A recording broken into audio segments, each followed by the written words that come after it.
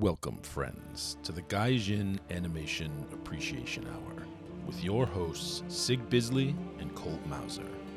Before we get started, please be sure to like this video and subscribe for more content just like this. Now, let the animation appreciation commence. It's October, son. Time for frightening movies. Sure. Frightening. Perfect Blue's not frightening. It was just kind of depressing. I don't find it as depressing as you do, but it's definitely like that psychological thriller. But let's hold comments on that because we'll get there. Anyway. I got some thoughts. We got some thoughts of some other stuff. But before we do any of that, you know what time it is. It's time for the news. It is time for the news. All right, so I got the most exciting news first. So excitement. Bandai Namco is restructuring. They're just combining stuff all over the place, moving stuff around. Sunrise is apparently going to handle Sunrise, their Bandai Namco Arts video stuff, and their rights marketing. And Bandai Namco Arts, it will consist of Sunrise, Bandai Namco Arts, video, and Bandai Namco rights marketing. So that sounds like a bunch of red tape horseshit. A bunch of really Japanese red tape bullshit. As long as they don't get dumb and move to California, I think they'll be all right. Please stay in Japan where you're safe. There's a lot of mergers going on. I mean, it's not surprising, right? Bandai Namco Collectibles is merging with Bandai America, so I don't know. Maybe you'll get less dirty figures. So, I know. Will you get... What's the point of it? We get, like, amorphous blob figures. What's the point of being alive? Genderless amorphous blob figures. Anyway, they're restructuring. I don't know that signals anything terrible. I think Bandai is a pretty healthy company considering, but, you never know in the current marketplace. So. I'm going to keep a crooked eye on it. Yeah, keep an eye out. So, in related news... Sunrise is moving. So Sunrise is going to be one of the three big legs of the stool, if you will. Ooh, legs of the stool. Yeah, for Bandai is moving offices, and the new office will be called White Base. That's pretty metal. And, yeah, I mean, these little cubicle workspaces look cool if they weren't, soul-crushing 8-hour-a-day. And by 8 hour, I mean 16-hour-a-day, salaryman, No holding chambers. That's where you live now. But, you can have these cool etched walls of, Shar looking at you, laughing at you, like he likes to do. Probably make me feel a little bit better about it, right? I want one of these chairs, though. Pretty cool looking. Anyway, who cares? It's just cool to see. I think it says something that, one, Sunrise is going to be in charge of one of the three prongs, and two, that, they're naming the place after White Base. Bandai knows where their fucking bread is buttered. That means more Gundam. And they know that UC Gundam still sells. Thank God. Especially after Hathaway. So it's kind of the only good thing out there left of like the old school franchises. And let's pray somehow the Awakening of Japan doesn't happen before then. I'm knocking on wood. I doubt it. I'm sure the Netflix Gundam will be terrible, but we'll see. I tell you that story. Just a quick aside. I was watching the second season of I'm Standing on 1,000 Lives. Yep. No, 1,000,000 Lives. It's even more Trillions, important. billions lives. Fucking Sure. trillion, billion lives. Anyway, so like their thing was they would like every few episodes they would introduce a new character. Yep. To like be on their fucking ridiculous team to fight dragons or some shit. It's like it's freaking Suikoden. Yeah, basically. I need my 108 stars. It's not that bad. But anyway. The 1,000,000 lives. So they randomly introduced this like American character that was a lesbian, and like for the whole first episode where she was introduced, she just talked about how she liked girls, and she had some backstory about her dad like beating her because she liked girls or something. And then after that episode, never to be mentioned again. I mean, this is anime we're talking about, right? Like anime, like you can't be a special snowflake because you're a girl who likes girls. I mean, it was so a lot of that going around. It was so American horse shit, like right? Intrusive. There's a lot of that going around, like. But it was funny because it got dropped immediately. It was that episode, and then after that, it was never fucking mentioned again. Still a disturbing sign. That's it. No, but what I took away from that is they don't even know how to do it. Well, I mean, I suppose that's like, a little bit of they comfort. don't even know what they're doing. They're just like, oh, you like this? Like, come on. That's implying that anybody in America knows what they're doing. It was pretty funny. Anyway, keep an eye on that shit. Yeah, keep a crooked eye out for it, right? And no, that's not a racist comment. Fuck you. All right, so more news.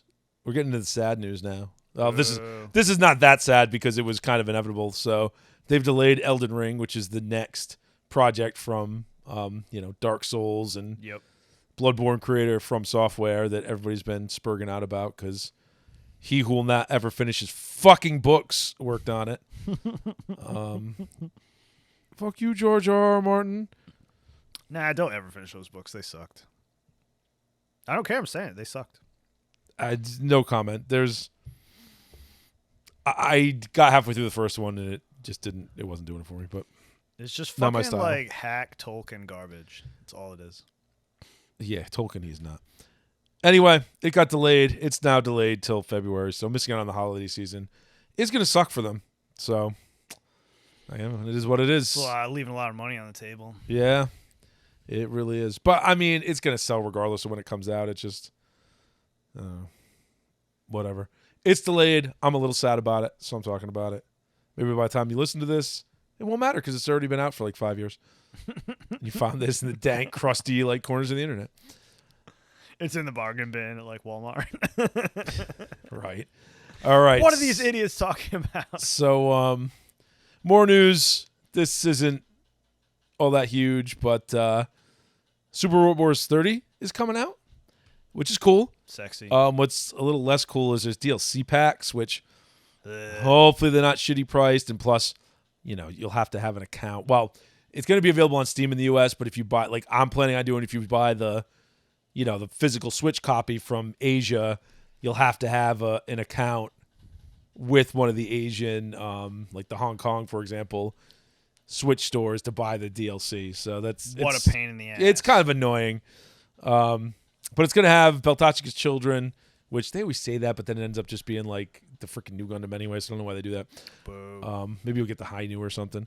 The super electromagnetic machine. Voltes V. Oh, shit. Pretty hype. Sakura Wars. And some OG stuff. Which I had the Voltes V theme song stuck in my head for like a year. Yeah. I mean, game's looking good. It's got Magazine Z Infinity. It's got Zeta Gundam. Gaga Final. Lots of Code Geass, if that's your jam. Boo. Original Gundam. Get a Robo Armageddon, because of course it does. Gonix Sword's back. Like, Ray Earth, which they've been on a Ray Earth kick lately, which is interesting. I could spend like 5 episodes talking about how shitty Code Geass was. Yeah, well. Elgheim's back. Like, I don't know. It's got Victory Gundam, which is cool. Sexy. I haven't seen that in a while. It's got Gridman. Gridman's It's awesome. got Better Man. J-Decker. Like, it's got a lot of random stuff. Yes, J-Decker. Majestic Prince. Like, it's got a lot of crazy stuff. Did you ever watch the movie for that? J-Decker or Majestic Prince? No, Majestic Prince. I did not. They like ended it with a movie. It wasn't bad. Majestic Prince was the better of the two. I can't remember what the hell the other show was called, but man, it was bad. Yeah, it was like 2 that came out at the same time. Majestic Prince was the Sunrise Bandai one, right? Yeah, So. it was okay. It was just weird because like it kept getting canceled, and then it was back, and then they did 2 seasons and finished it with a movie, and I don't know. That's one of those things. Maybe I'll go back and check it out. It was hard to stay hyped. I still got to get to Bodacious Space Pirates, so I'll get there. That was really good. They did a movie too. And that I didn't even know about. I just randomly came across it on like Netflix or some shit, and I'm like, yeah. All right, continuing on. Video game news. This is just an update showing you how goddamn popular freaking Monster Hunter is, and it's basically single-handedly keeping Capcom afloat. 20 million copies of Monster Hunter World sold. Monster Hunter World sold worldwide. Geez, it's hard to say. That's a mouthful. It's 7.5 million copies of Monster Hunter Rise. So, I mean, those are pretty good numbers for I would say so. a quote-unquote AAA game. I mean, they don't really spend the same amount of money on those as other companies do, I think. I mean, when they come up with a new engine and a new one, sure, but it's been a while. A long while. And they did Rise for the Switch, and that it got good reviews. People like it. I don't need it to have the best graphics in the world, so I don't really care. But if they're saving money and making, you know what I mean. If they're saving money in development and making bank, great. Good on them. Great. So anyway, I don't know. That's good business. It just goes to show you, get that one franchise, you milk it to death. Yep. Let that be a lesson to you, kids. All right, we will now get into the actually depressing part of this. We got, unfortunately, a lot of people passed in the past week or two. Oh, my God. We got voice actor Jack Angel, first off. Dude has been in everything. Literally Everything. G.I. Joe the movie, Toy Story 3, Lilo and Stitch, Bug's Life, so a lot of DreamWorks and Iron Giant and pretty legit Disney stuff. He was in freaking Smurfs, Avatar, but one of those guys you hear everywhere. He was King Zarkon. Oh my God! In Voltron. That's fucking amazing. He was Ultra Magnus in Transformers. Obviously not in the movie because that was my boy Robert Stack from Unsolved Mysteries. Yeah. But obviously in the radio show, Astro Train. He had roles in some Ghibli stuff too. We were talking about Ghibli last couple weeks. Nice. Well, last week and then Miyazaki Port. Whatever. Porco Rosso, Spirited Away. So, yeah. R.I.P. man. Bummer. It's in a lot of stuff. He was 90, so he had a good run. That's a pretty epic amount of shit to hang your hat on, though. Yeah. Like, that's a career. That's a hell of a career. This one's a little sadder. So, voice actor Chris Ayers finally died. I say finally because he's been suffering with COPD for a few years now. That's a bummer. He was huge back then. He's only 56. Yeah, and I remember he was one of those guys that was in so much everything. So much stuff, a lot of Dragon Ball Z stuff, back in like all that early ADV stuff. Mid 90s to early 2000s. He was in all of it, Bummer, man. I mean, Initial D, Gantz. Remember Gantz, Dragon Ball. He's like you said, like a lot of the early ADV stuff. All that old shit. He was everywhere. So that, and he's not, 56. That's not. That is not old, man. Not that old. So that sucks. So R.I.P. man. R.I.P. Pour one out. All right, another one. This one is another guy, old dude, had a good run, but director Toshihiro Iijima. So what did he do, you might ask? Ultra Q and Ultraman. He was the director. Nice. Yeah, worked on Ultra 7. He did a lot of Ultraman stuff, so that's cool. Hey, I like me some Ultraman, so. God, yes. Again, 89, so had a good run, but R.I.P. to you, sir. R.I.P. Toshihiro Iijima. And that's it. I've hit the end of the ultra depressing portion of this segment. Oh, I lied. I have one more. Oh, man. I know. It just keeps coming. So the original designer of the pixel art for Dig Dug, Xevious, Galaga. Oh, wow. A bunch of old Namco stuff, That's right? Crazy. Hiroshi Ono died. He was only 64, so not that, not really that old. Huh. That isn't that old. It's a shame. He had a brand called Mr. Dotman, which is, it's pretty cool. That was pretty fun. I mean, his pixel art's freaking legendary. I mean, Dig Dug alone, oh, man. I love Dig Dug. Who doesn't? Love Mr. Dig. And Galaga and Xevious were also huge, dig. Pretty cool. He also worked on things like Super Pac-Man, I love me some Pac-Man. Pretty important, right? So, shame. R.I.P. All right, now I promise. Now it's over. Now I promise. No more people can ever die. So I got news and new stuff coming out. We got third season of Mob Psycho coming out. Ah, nice. So Bones is going to be doing it. And I've been kind of low-key waiting for that. New director. We'll see if that matters or not. Sometimes it matters a lot. Sometimes it matters less. This being based on a manga, maybe it matters less. I don't know. We'll see. But yeah, looking forward to it. Mob Psycho season 1 and 2. We haven't done a review of it, but check them out. Pretty solid. From the same guy who did One Punch. Right? Ah, yeah, that's the other thing he did. Yeah, one. Yep. Yeah. And just entertaining. Wacky as hell entertaining. I'd love to see a crossover. That'd be cool. And you could do it because Mob is pretty insane. Yeah, he's got to do it eventually. Right. And I mean, those universes are kind of loosey-goosey. You know what I mean? Oh, yeah. They're not super tight where it'd be like an issue. All right, so one more anime announcement here. So Subaraya and Trigger are doing another Gridman project. Nice. So can't First complain two have about been that. Really fucking awesome. So We'll see what it is. I hope they get some crossover stuff. I really like Dyna Xenon. Like, it was awesome. oh yeah, original Gridman was awesome too. Well, not original, but you know what I mean. The first one they did. It's excellent. I mean, we did have the teaser card for Gridman X Dyna Xenon, so maybe it's just going to be a crossover, which would be pretty damn hype. I hope so. I would not complain about that. I'm a sucker for good crossover. I'm stoked. Like, I got to go back and watch Gridman. So I only watched the first 3 or 4 episodes way back in the day. Yeah, man, do yourself. And by way back in the day, I mean like 2-3 years ago. Yeah, it was easily 2 years ago. It was out, if not more. It was a while ago. But anyway, that's coming out. That's pretty cool. I'm definitely down. Keep a lookout. All right. So I got some triggering news for some people out there. No. So trigger warning for I'm gonna go jump through the window. babies.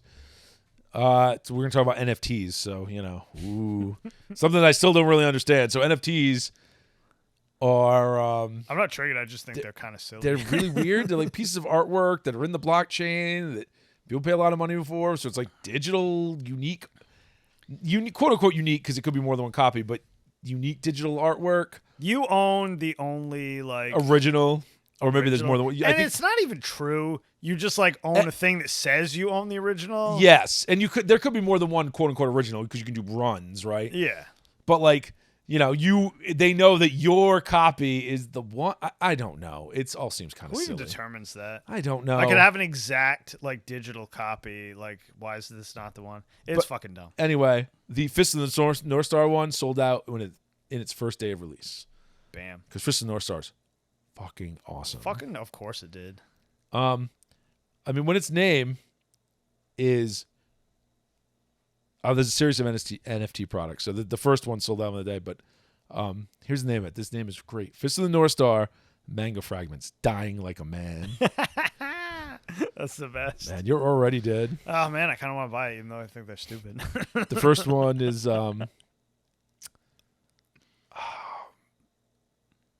it's what's his face? Oh God, Souther? I think it's Souther. Tell me that's Souther. It's got to be. I think it's Souther. Regardless, it's been a while. The picture is only a face, so it's hard to tell. Yeah, it's hard to tell. It's a beaten to shit face. Yeah, it's just North Star. So, hey, NFTs, baby. It's, I don't know, the future somehow. And adding on to that, so apparently Muv-Luv Alternative and Yatterman of all things, Fucking Yatter. are going to be selling NFTs. So apparently, nothing relentlessly fucking merchandises like Yatterman. Well, no, like the anime industry, right? Like, oh my God. Like, Japan is just a merchandise machine. That's how they make that money. I mean, they're smart as hell for that. So That's that Hello Kitty thing. Like, yeah, it was my only a sister matter of has a time. Hello Kitty toaster. Mm-hmm. I mean, my cousin has Hello Kitty everything. They just make literally everything. You remind me of toasters. My brother has literally a 1930s toaster now set up Wow, that's awesome. in the kitchen. Like, it's completely open. It's the house is gonna burn down. Where the fuck does he get this I shit? don't know, man. Still works. That's pretty awesome. Probably works better than a modern toaster, but it's pretty I crazy. have a ton of weird old shit people have given me that I keep, but I don't put it in my house. Yeah, fair enough. That's cool shit Anyway, to look that's my at toaster story in for the the day. garage. So yeah, it was only a matter of time till Japan got in on the NFT game. So there you go. As far as they didn't like invent it. Who knows? They probably secretly did. Secret. All right. So and more kind of just strange stuff Japan's doing. There's a video, a short for Godzilla versus Hedorah. And it looks like guys in suits to me. Is it new? Yeah.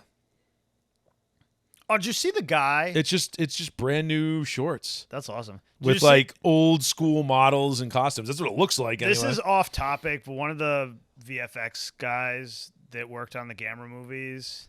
Oh, the 90s ones? Yeah, Oh, those are great. he did a Godzilla versus Gamera crossover. He like re-edited everything. Nice. He did like VFX stuff to Make it happen. There's a poke around online. There's a trailer out that he did. It looks fucking amazing. Nice. Because we all wanted to see fucking Godzilla versus Gamera. Yeah, which will be versus in the Japanese way.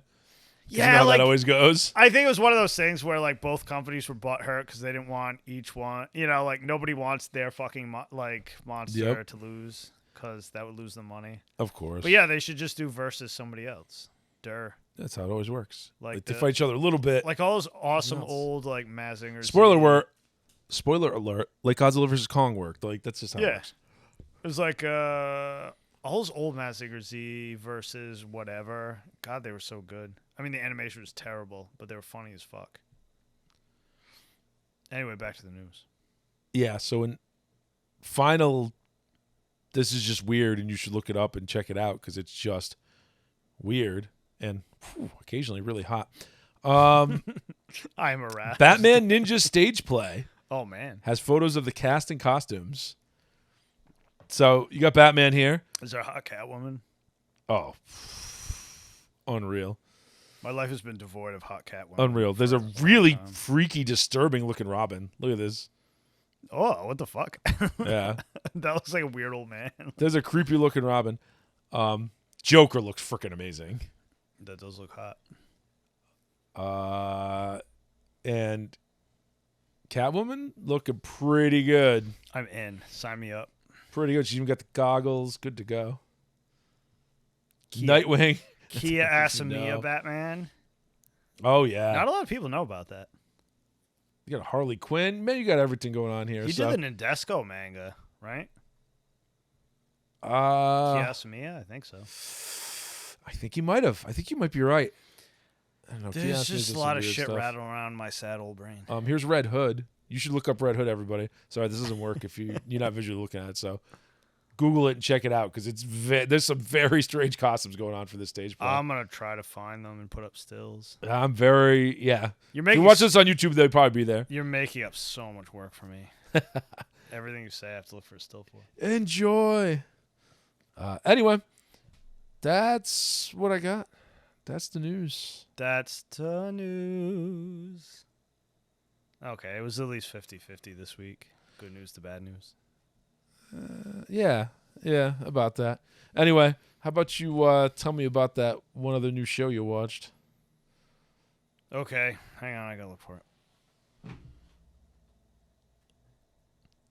Do. Someone is unprepared. No, I'm not unprepared. It's fuck. This is not a comedy routine. There it is. Rumble Garandal. Okay. That was the only other show that came out afterwards that I didn't go over. But it's basically every super robot. Actually, no. Every mecha show meta. It's trope meta. Yes, trope meta. So hard. Okay. Basically, the robots run on like children? Oh, sorry, it's not Idion. No, it's Idion. They run on hot-blooded passion, sir. Oh. They don't run on like polymer ringer fluid, the most like volatile thing in the known universe. No, they don't. You sure? Okay. They run on blood and guts and good feelings. Oh, so this is the one where if you stuck like Ryoma in there and you get a robo pilot, like the whole universe would explode. God tier, yes. So basically, I don't even know how to explain it because they don't even explain shit in the first episode. Like there's like some like weird city that's like kind of outside of Japan. That's like fantasy city, where you can still just do fun stuff. But apparently the rest of the world is just shit, and like these military assholes run it. Oh, so it's a year from now, right? Too prescient. Anyway, the fuck else happened? The main thing is like. That army attacks the city because they're like, there's fucking, the standard, there's terrorist plot. Yep. And but their robots look like chibi dog samurai guys. It's like the weirdest thing. They're really entertaining though. All right. And then this one kid who's the main character randomly finds a robot, and it's like a shark robot. Okay. And there's like a little chibi like AI thing inside. A shark mecha? Yes. Okay. And that's pretty boss. He jumps in and he piles Does it have legs? Yeah. It's regular. It's a land shark. Bipedal land shark. Oh yeah, regular. Yeah, your regular everyday bipedal land see shark. them everywhere. Yeah. It's the standard kind. Yeah, okay, sure. But anyway, he jumps into it, and the like little AI chick tells him how to pilot it, and she explains to him that he has to be like extremely stoked on it and scream all the attacks, or it doesn't work. And she's basically a battery, and it turns out later that she's an actual other pilot that's in it. So you have to get her excited because that charges the battery. You have to get her amped up. Dripping. None. Well, maybe. Yeah, They don't get into that, but All right. Yeah. Listen, this is Japan. I don't know how these things work. you eventually, have to get her stoked on fighting stuff. there'll be a dojin about it, I'm sure. Because she is the battery. She's a girl battery. She's a teenage girl battery. Anyway, it's dumb, but it's got that like big money anime feel. You like when they used to spend money on stuff? Yeah. I get a good feeling about it. Okay. And the Okay. like the weird mechs were just Keep an enough eye on it. where I was entertained. I'm gonna I watch like the it. second episode. So anyway, that was like something Garandal. Rumble Garandal. Rumble Garandal. All right. So I think we can draw a conclusion so far from this season, which is Mecha's back, baby. Except for Ancient Girls Frame. That's some like Chinese fucking propaganda. Yeah, it's still got Mecha. Bullshit. There's a lot of Mecha. It's bullshit. You haven't even watched that other one, Aim whatever. I've watched the first two episodes. Aim. Aim, Yeah. On the Border or something. Yeah. You know the one. Oh, that one. Yeah. So that was Mecha's back. That was the first one, man. Oh, you're right. Mecha's I just back. haven't had time to watch the third episode That's yet. all I got to say. I got jobs, son. Doesn't matter. Mecha's back. It is. It had been gone for so long. We cried about it. We whined about it. And here it is. Oh, man. It was like season after season. Nothing. Made me sad. I was a little worried for a while we would only get it back if it came with Isekai. No. It'd be just Isekai Mecha. No, it's good to go. But it's not. All right. So we've talked about, last week. Check out last week's episode if you want to check out, most of the preview for this Every season. other thing that came out Every other- I thought looked decent. Yes, exactly. In my humble opinion. So let's talk about a couple other things that came out that aren't, they're returning. So, Oh, shit. you know about this shit already, but Demon Slayer first. So the Mugen Train arc is starting, but they did so what they're doing is they're chopping the movie up into 6 episodes. And they did a fluff episode. And they did, like a prequel. Or should I say a fluffer episode? You can say either. A prequel to the movie episode. Just to get you stoked on it. Yeah, that just shows, because when you watch the movie, you're like, how did anybody get here? What's going on again? Exactly. This at least gives you a little connective tissue. And it's, it's kind of a throwaway story, but it's good. It's a good episode. It's a good, solid episode of Demon Slayer. Mm-hmm. Makes you, if you've seen the movie, it makes you shed a tear or two. I won't give you spoilers, but, Flame Hashira is best Hashira. Yes, he is. So, well, he's number one in my heart. That's what I meant. Well, I don't know. The butterfly one. Whatever. We're not going to get into that. My point was, He may have dreamier eyes. in the episode, everyone acknowledges that he's the he's the most total bro. solid dude Yes. in the entire fucking franchise. Watch it. I mean, obviously, just watch freaking Demon Slayer. If you haven't watched yet, go back, watch it from the beginning. Watch this. For the love of God, what are you doing? Dude, you're talking to nobody. Everybody watch that shit. You'd be surprised. I don't want to be surprised. But you're not wrong. I want to Pretty be much right. everyone's watching that shit. I want to be right all the time. If you're one of like the 5 people not watching it, check it out. It's good shit. Anyway, we'll move on because we're going to move on to my boy, Lupin Sensei.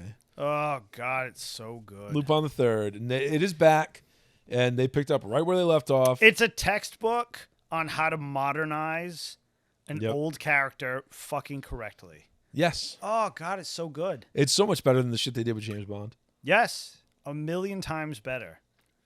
Because they seamlessly like brought him into the 21st century, and it was like comical. Let's be fair. James Bond had been doing that for 30, 40 years before the current crop kind of fucked it up.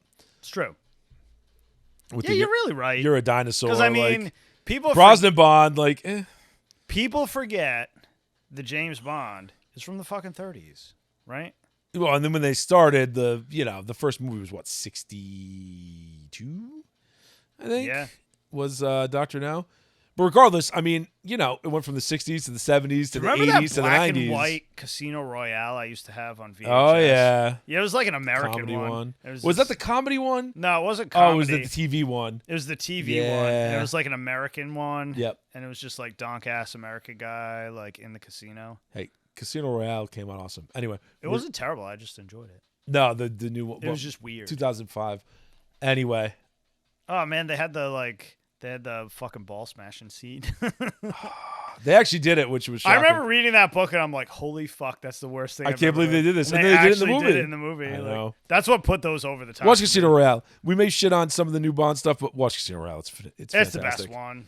I mean, it's just Oh, it's the like new basically stuff? Absolutely. it's the Casino Royale book, like With extra stuff, because with the book's too short. Yeah, like they do like the first half of the book, then they do like a completely different thing, and then they finish up on the book basically. Like, Yeah. To me, it was like the book was sandwiched, but it doesn't matter. Sequence of events doesn't matter. that's what I mean. It was There's like extra stuff sandwiched. in there. There was like extra. There was extra filler. Anyway, Lupin, in much the same way, like they just updated it well, and it's highly entertaining. It still looks good. It's fucking seamless. It's Like, entertaining. you don't even realize it's an old character. And having watched Cagliostro the other day, and then you watch this, like, it's the same vibe, same style. Same everything, man. Like, you know, and it's not the same, because don't get me wrong, Miyazaki Lupin is kind of a special thing, but it's good, man. Part 6 it's out, baby. It's hyper solid. And it's solid, you know. It's streaming on High Dive right now. You know, check it out. And if you haven't watched part 4, part 5, honestly, if you haven't watched all of it, check out some of the older stuff too. But part 4 and part 5 especially, like, if you wanted to pick up the Yeah, if newer you stuff. don't want to get crazy on like the super old stuff, just hit part 4 and part 5. They're so fucking good. Yeah, really good. It's like modern animation, modern story, really good. Yeah. And not modern in the way that usually means something's awful. Yeah. So, I mean, it's good. He's back to Green Jacket in this one for now. Yep. Just for We'll fun. see. I mean, I wonder if they're doing the same thing they did in part 5 at least, where, you know, they jumped around the eras. Yeah, He they had did. different jackets on. It was taking place at different times. Because it doesn't matter. It's Lupin. It's just like the Golgo 13 series, right? Like, it's greatest hits, baby. Just don't fuck with perfection, man. Don't fuck with the formula. Yeah, it's true. And that's our main topic for today.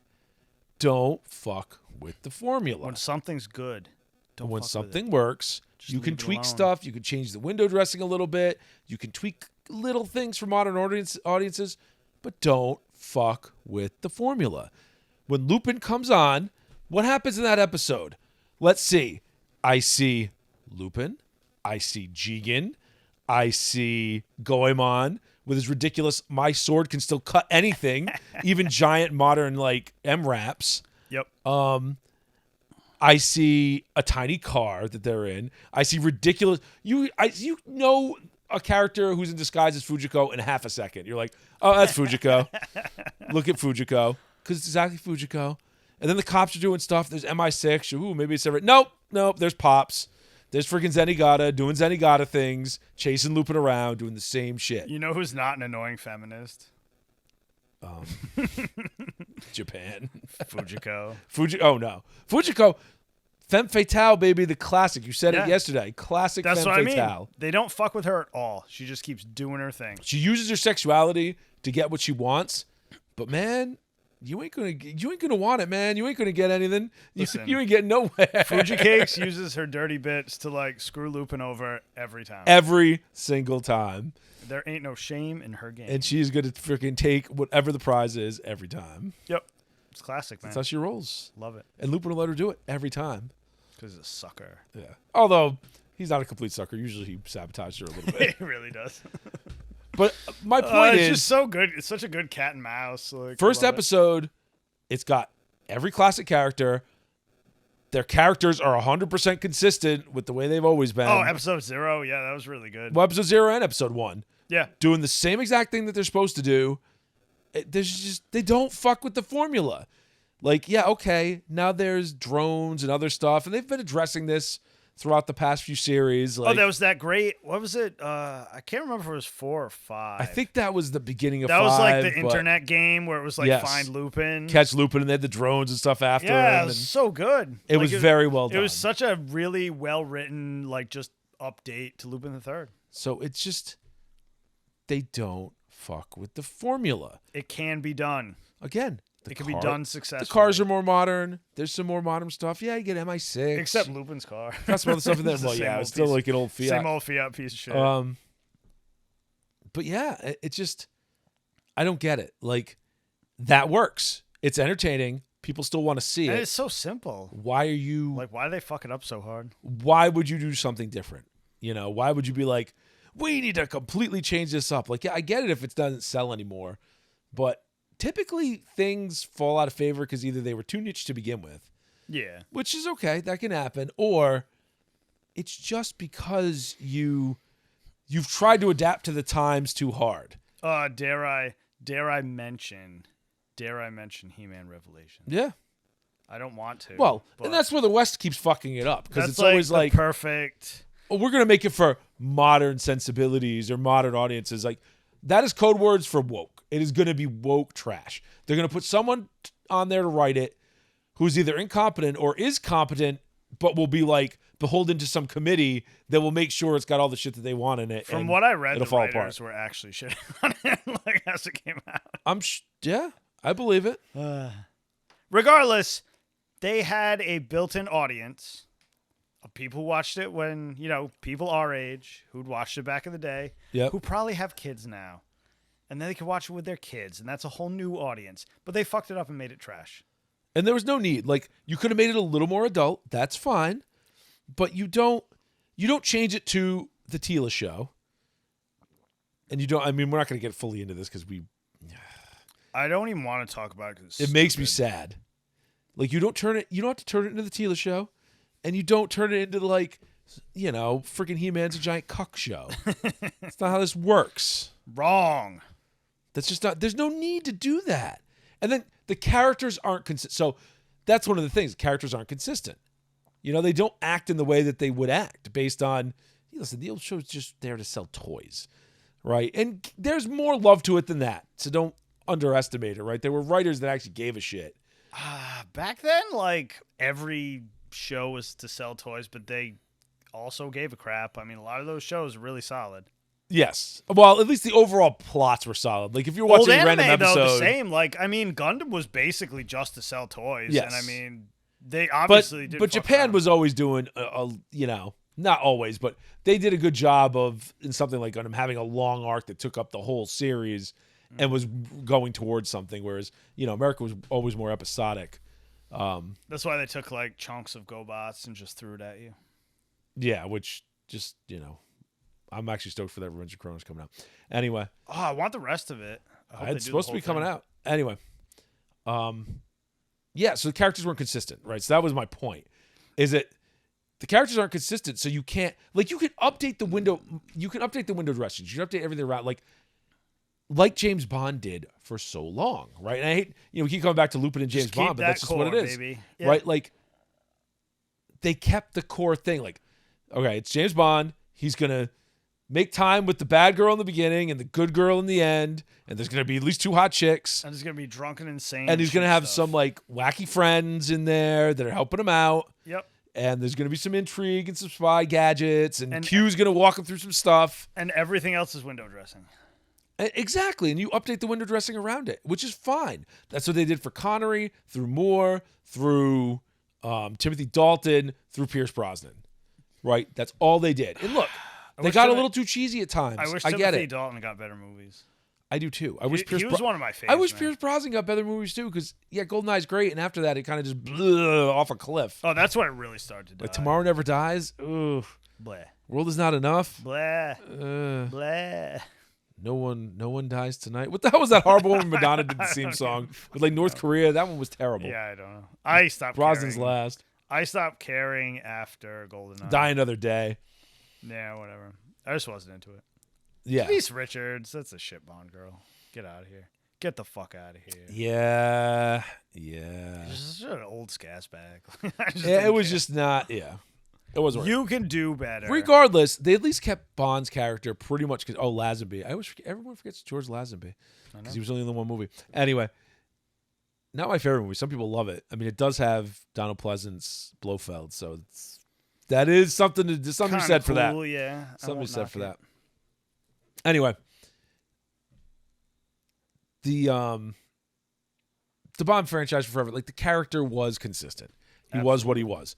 And then they fucked with him in the latest movie, right? And they've been fucking with him a little bit. Like for the first part of the Daniel Craig run, they didn't really fuck with him too much. I mean, it was a little grittier and it was a little too Bourne identity, but then they fucked him. Lupin doesn't do that. Every time Lupin appears in anything, he's fucking Lupin. He does the same thing. Same old Lupin. The same way, the same attitude, everything. And I like it every time.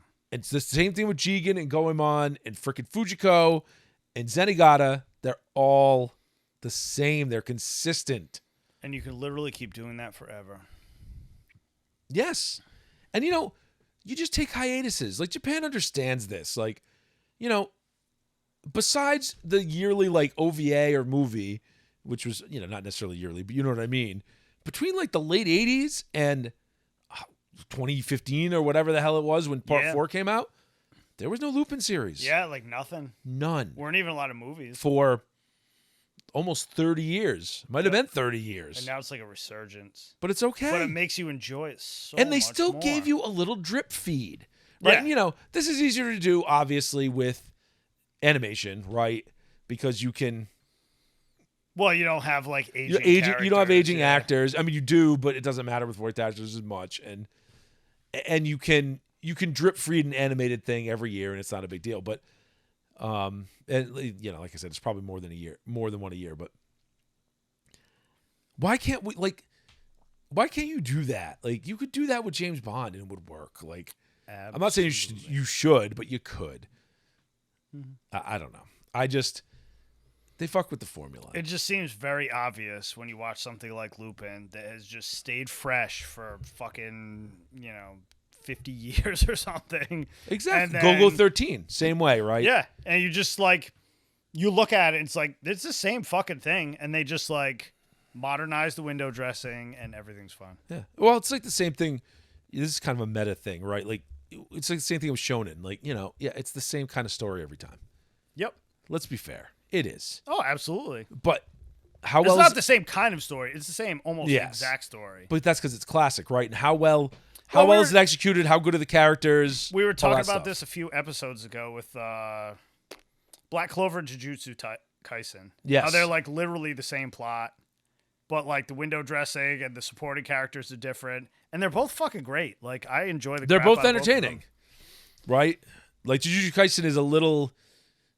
They're slightly different. Like Black Clover is more of a traditional shonen. Like it's got 1 billion episodes. It's not quite as tight. This guy's my rival. yeah. It's not quite as tight, put together. Whereas Jujutsu Kaisen feels like it was, at least the anime version is tighter. It's more Demon Slayer tight. It's more like Demon Slayer or where it's got Hero Academy. Where it feels like it's going to have a tight, finite story. And I really like the newer trend with shonen on that, where and I know we're wandering, but whatever. It's a little bit shorter. And where they will just, they'll do a season or a season and a half or whatever, and then they'll stop. And then they'll pick up and they'll do that again. Like, it doesn't have to just be I need an episode every day forever. Yeah, it's like One Piece style, where it's just they trim the episodes down to 15 minutes or something, and the rest is flashbacks and filler crap, just so they could get one out every One week Piece. forever. One Piece will have the most epic and amazing Kai version, should they ever decide to do it. Oh, fuck yeah. If they do Dragon Ball Z Kai, but One Piece style, that was the best when we watched Dragon Ball Z Kai. Because it's just because no bullshit, just rolling. they seem to do an episode a chapter with One Piece, so they're pacing the manga. Yeah. And it's just too drawn out at times. At times it's just and it feels it. It feels it. The story is so good, but you're oh, you're killing me with this. Kill me, Whitey. But it's so pretty, and you get colors. I don't know. I'm a sucker for that. I don't know. Anyway. That's why people watch it. Don't fuck with the formula. And I think we have one more story. And one more story you want to talk about. Oh, man. I'm going to tell you a story of, sadness and then happiness. The saddest pits of despair and, the heights of elation.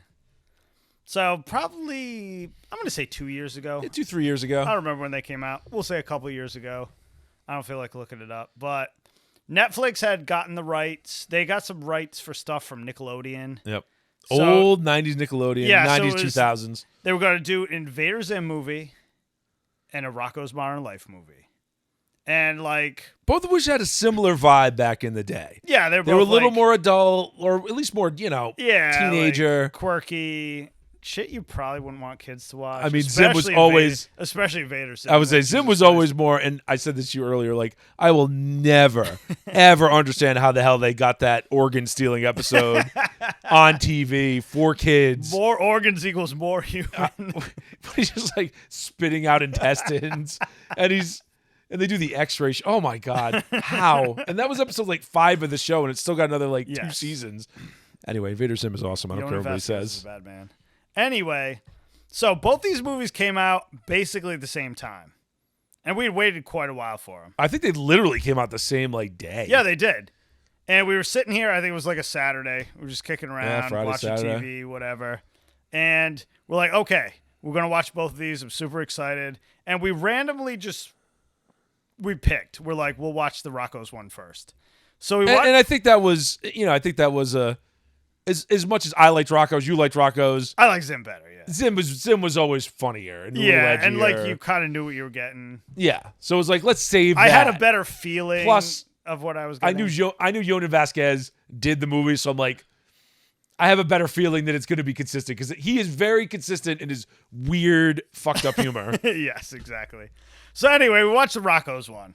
And the Rocco's one, like... It was okay for a while. I'm not gonna get too deep into it because there's no point in it. But it was very short and very to the point. It was basically...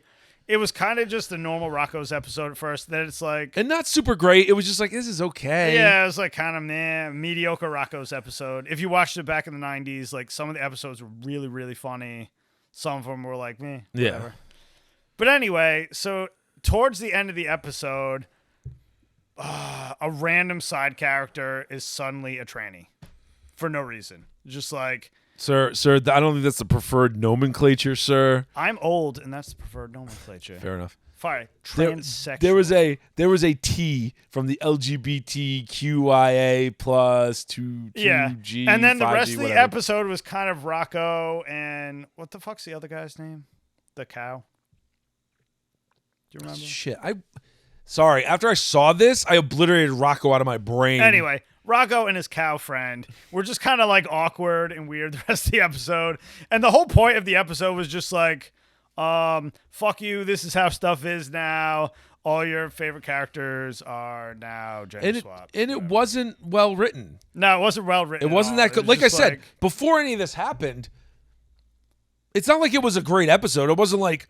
Because who cares? It was a mediocre episode, and then they shoved like an agenda up your ass deep and uncomfortable. In the middle, not to jump ahead a little bit, but in the middle of that Zim episode, a dude with a beard with his freaking Johnson hanging out in a dress with fake freaking titties could have walked by, and I would have been like, all right, whatever. This is just what happens. I don't care. This is what's going on in Zim. Because it obviously wasn't pushing an agenda. Yes, anyway. It was just like a crappily written episode that was like just to push that agenda. And it was just like... And the bad writing was the problem. So let's be clear here. This is, Sure Fat Otaku said this, right? And he's right about it. Like, you got to be careful with woke. Because to me, woke is a combination of things, right?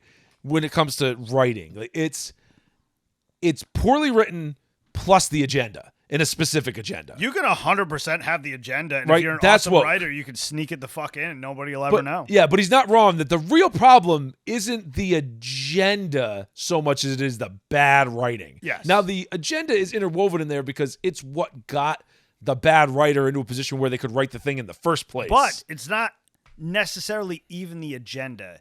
It's how they jammed it. Well, but that's my point.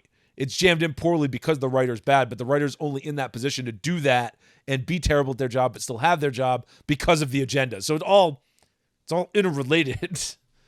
Anyway, as you were saying before, if there was a transsexual person in the Zim episode that was just squealing like every other retarded person in Zim, yeah, it would have felt fine, and I would have been fine with it. It doesn't matter. It's Zim. Regardless, this episode was poorly written. They jammed a stupid agenda in there, and the whole point, they basically said that like everything fun is over and you're just going to have to deal with this shit now. That was like the whole point of this episode. And then immediately after that, it was horrifically depressing. Yes. And then we're like, God damn it, this blows. I'm going to get another drink and we're going to watch that goddamn Zim movie. And you know what the Zim movie was? It was just classic Invader Zim. And it, like, made me feel so fucking good. Because, like, I laughed my ass off. I knew that, like, things could still be good. Because that's what I got out of that. It was just, like, perfect Zim classic, episode. dumb Zim, like... Oh, my God, it was so good. Mini moves for no reason. It's just so fucking funny. Chair dip. Anyway...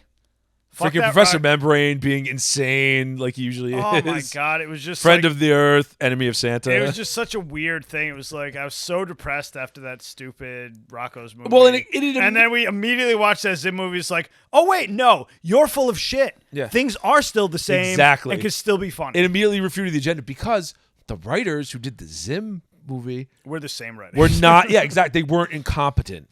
Like, there's a reason people get stoked about Venture Brothers, right? Which is coming back, baby. Oh, fuck yes. But it's because when you have, like, two fucking guys, boutique writing the damn thing. Yes.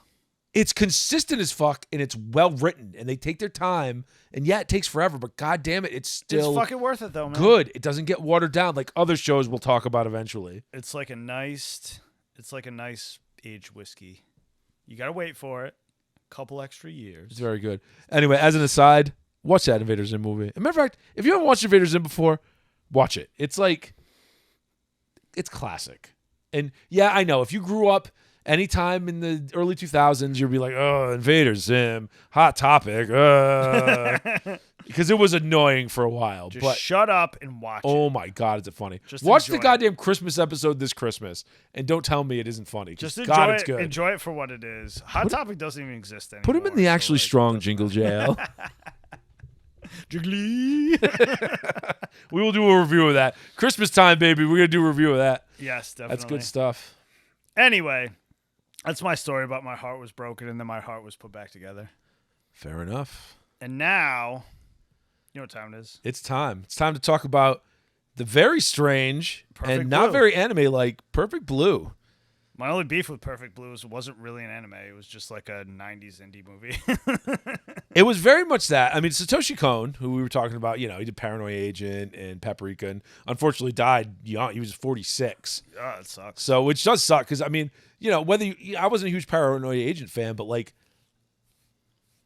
he was innovative. You know what I mean? Was like that. That was that super, like, kind of depressing, gritty, like, edgelord 90s, early 2000s shit. It was a little too much. I'm not a fan of that. I was not a super fan of it, but it was pretty popular in its day. I like my, like, horror or suspense either completely, like, oh, geez. Satoshi Kon stuff in my head now. Shoot, the guy, Junji Ito. Either, like, Junji Ito. Oh, yeah. Where it's just, you know, it's short stories like old Stephen King or Clive Barker short story style, where they're just crazy. Like, what the hell is this? Like, this is my whole, it fits me. Like, you know, ridiculous bullshit. I love that, right? And then there's little bite-sized short stories you don't really care. My only beef... Creep show style, right? Yeah, exactly. My only beef about that, like, 90s edgelord style is it's not even horror. It's just, like... real life. It's a little too depressing. It's a little too it's just like hookers. but I gotta say, psychopaths. I appreciate Perfect Blue. So Perfect Blue is about a pop idol, Mima descending, like becoming an actress, and it's like a simultaneous thing where she's like descending into the seedy world of being an actress and how you have to get ahead in the entertainment industry, which, you know, the American entertainment industry, I'm sure we're all aware of all the horrible things. Exactly the same. It's not really different in Japan, right? She basically gets Weinsteined. Yeah. Not nearly as bad, but, you know, because it has to be an anime.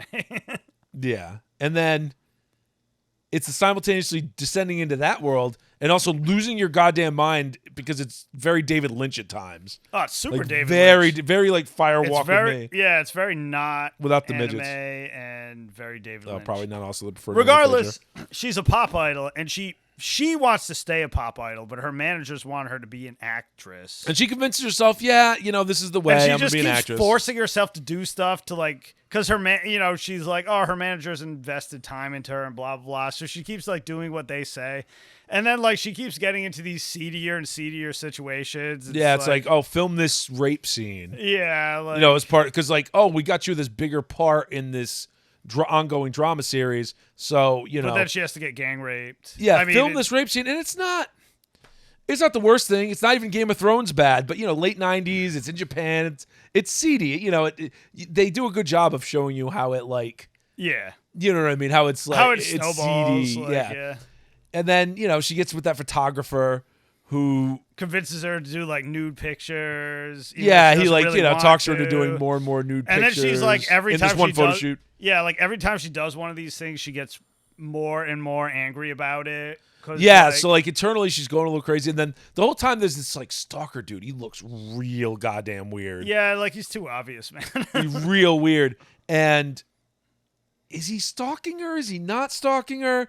She keeps seeing him, but he disappears. It's very David Lynch because it's a lot of unreliable narrator, a lot of she wakes up 5 times in the same bed, and you're like, what's real and what's not? You start to really question what the hell is going on. Yeah, it's very weird. And this dude has a website, and it's like early internet. So this is like 98, right? 97, 98.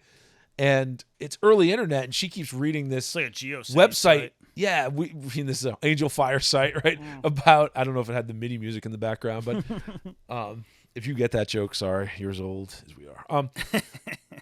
She Burn freaking on you and me.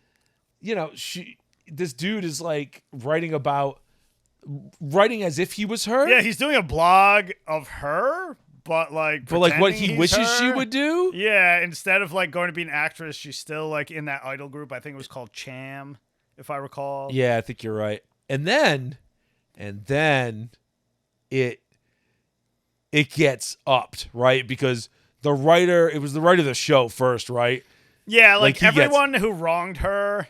He gets stabbed. Yeah, like everyone who forces her into these shitty positions doing this awful crap, like they start to die, and she keeps having these crazy hallucinations like she's killing him, but you don't know if it's her. And they get their eyes cut out, they get stabbed all over ice the place. Pick style. It's because awful. Japan, they're not allowed to have real weapons. And they make you think, and we won't get into spoilers on the ending, but they make you think it's her, but you don't know. But you're not sure. And at different times you're not even sure if it's even happening because she could just be hallucinating. It could be part of the series. Yeah, after everything happens, she will wake up in her bed, and you don't know if she did it and went home. And there's times where something she's just dreaming. And there's times where something horrible happens, and there's like a cut, and then she's on the set. There's a David Lynch cut because the show she's working on is a murder mystery show. So, oh yeah, and they do. It's very well written with how very well written. The show she's on is very much what she's going through. Like the character she's playing is going through all the same things that she's kind of going through, and it's really weird. It's interesting. So yeah, I mean, we can't really talk too much more about the. Yeah, you don't want to give it away because this is one where you really want to be in the dark about. What exactly is happening and how it ends up, because there's some cool twists towards the end that are actually clever. They're not the usual garbage. I didn't see it coming at all. No, I didn't either. Very interesting. So anyway, what did you like about Perfect Blue? The writing is excellent. It is. For something so confusing and so trippy, they do a really good job of kind of carrying you along so you're not confused. Yeah, but you have to kind of surrender yourself to the Lynchian nature of it, where it is very tricky. You're not going you can't get mad that you don't know what's real and what's not. You have to just understand that it's an unreliable narrator. Yeah, you have to just roll with it because you're not supposed to understand what's going on. And I'll say time. that eventually you will find out. They will make it right. It has a solid ending where you figure out who's doing what's going on, and everything. And I mean, even then. You don't know. It's like the end of the Joker movie, right? You don't know. It's still unreliable narrators. Half of that shit may have never happened, but it still ties it up satisfyingly. Yeah, no, I mean, it was very well put together, very well written. The animation was mediocre. It's nothing to write home about. But. I like the style. I like the people look weird. It was a movie. The frame rate was good. It wasn't jarring or anything. Yeah, but for a movie, the animation is not. It's not killer. It's barely OVA tier for that era. Yeah. Right? And I know we're getting to the late 90s where some stuff started to look a little cheaper because we're getting away from hand-drawn. It was, Yeah. It's functional anyway. Yeah, it does its job. But this is not something you're going to, this isn't Maddox or whatever. Yeah, or exactly. is something. It's not Do You Remember Love? It's not something you're gonna watch just for the animation. Yeah, Pat Labor the movie. Like, it's not one of those things where you're gonna drool over the animation. It's just not that. Regardless, if you want to watch a good '90s American indie movie, But it's also anime. that happens to be animated, this is your jam. Yeah, if you want to watch like a lost David Lynch movie that may be better than some of David Lynch's actual movies, certainly better than Eraserhead. No offense. Well, yeah. Check it out, man. It's good. Like, I like it. I mean, I don't. My only real bitch about it is it's slow, and that's the style. So it's not. It's intentionally slow. It's not slow because they're not competent enough to keep moving. No, it's that kind of like slow burn. Yeah, the first 40 minutes or so is slow. And then it's what is that, 120 minutes ish? No, it's an hour and 20 minutes. That's what I meant. And it feels like 120 minutes. So it feels like 2 hours when it's an hour and 20 minutes. Because that first bit does drag. It really does. It drags. Not uninterestingly, again, it's not like it's terrible in that first part, but and the payoff is certainly worth it, but you have to understand it's that kind of movie. You know what I mean? It's a suspense movie, so it's going to do that. Yeah. That's its jam. I don't know. It's really good, but at the same time, I don't know. You said earlier it's very not anime, and I do agree with that. I watch anime for the escapism aspect. Yeah, the ridiculousness. And this isn't I don't know. If this was live action, if they did this live action, you could do it shot for shot, and it would be no problem. Yeah, no, it has it's a '90s movie. It's very you could do it live action, pretty much no problem. And it's mostly just kind of depressing. I mean, the end kind of is better, but I don't know. Yeah, I don't know. I took the ending differently than you did, so I don't think it's. I actually don't think it's that depressing, but you're not wrong that there is still. I agree with your assessment, but there's still a dirty part. She still has all that. No one comes out of it unscathed, right? She still has all those skeletons in her closet she has to deal with. You know what I mean? Yeah. But at any rate, I'd watch it. I'd check it out. I would tell people to watch it. Yeah, unless you're really not into that kind of movie, I'd check it out. I mean, it's not long. Like I said, it's 80 minutes, right? It was an hour and 20. Yeah, so it's 80 minutes. 24, something like that. It's less than an hour and a half. Yeah. So it's a good suspense length. It's got that David Lynch kind of style. The good parts are really good. The twists are good. It's well written. I like it. Is it going to be the best thing ever? I don't know. Some people really love it. So the only reason we watched it is because people have been on about it forever. It could really align with your taste. Yeah, it's funny because this is one of those. I think we watched damn near everything that was really big and popular back then. Absolutely. And this is one that just never. I never watched it. You never watched it. Yeah. It really did. I think it's because of this. It was. Although it's weird because I watched a lot of that stuff back then, so I don't know.